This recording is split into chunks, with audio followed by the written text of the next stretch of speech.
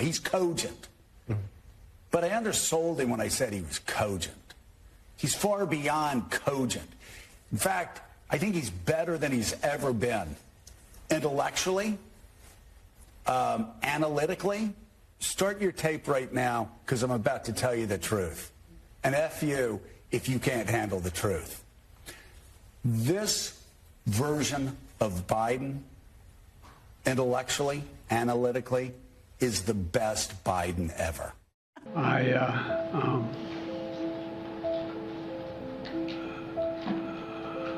Anyway, and I don't want to,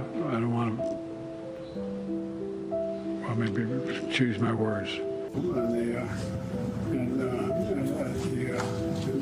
I'll go ahead and just pull a shrine. Los Angeles and what am I doing here? From the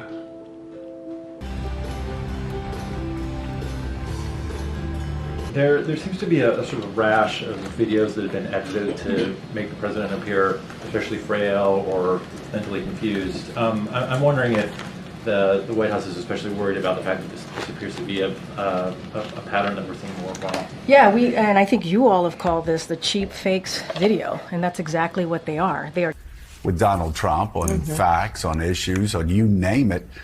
Because they have to keep engaging in cheap fakes to try to make Joe Biden look bad. And this weekend, they've done it over the past several weeks. They've got the New York Post doing it, the RNC's doing it, all of these right-wing stooges on X are doing it. And if you have to make stuff up, you got to make stuff up. Obviously, you don't feel like you have a strong enough campaign to win outright. No, I mean, they're grasping in many different ways, but I think that's just Trump being Trump, getting names wrong and getting information wrong, and I don't think he cares. Headline today, Meander in Chief. Biden embarrasses U.S. with confused wanderings at the World Conference. And this wasn't just the only one. It was multiple. And so here was that moment where he just wanders off as these parachutists are coming down. Watch.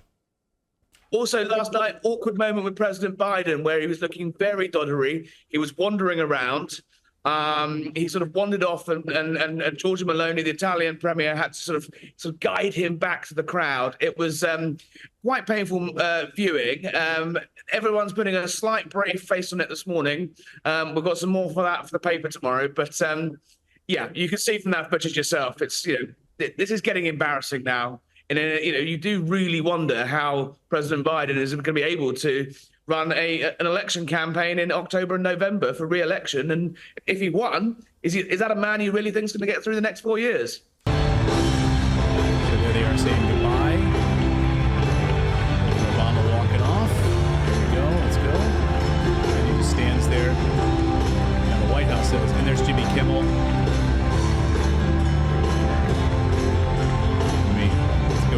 Let's go. Let's pull you off. Let's pull you off, Mr. President. Like, oh, he's been standing there too long. I mean, just look at the two of them, Like, you okay? You okay? Let me walk you off all gingerly. Let me just follow this. This is fine. Follow the red arrow on the floor. See just that like red old arrow? times, Joe. Disinformation is alive and well. We have to use surrogates and voices across the country to combat this and make it clear that not only do we not play this game, but to your point, President Biden was out there literally representing America at the G7, saluting our troops, doing what he does as president of the United States. And look, we're going to see more of this. I mean, this is just the reality of campaigning in 2024. So we have to combat that disinformation. We have to hit it hard when it happens and make it clear that these are dirty tactics that MAGA Republicans are using because they can't run on the issues, Lemire. They have to use these dirty tactics like this because they are not right with Americans on the issues. There seems to be a sort of rash of videos that have been edited to make the president appear especially frail or mentally confused. I'm wondering if the White House is especially worried about the fact that this appears to be a pattern that we're seeing more often. Yeah, and I think you all have called this the cheap fakes video, and that's exactly what they are. They are cheap fakes video.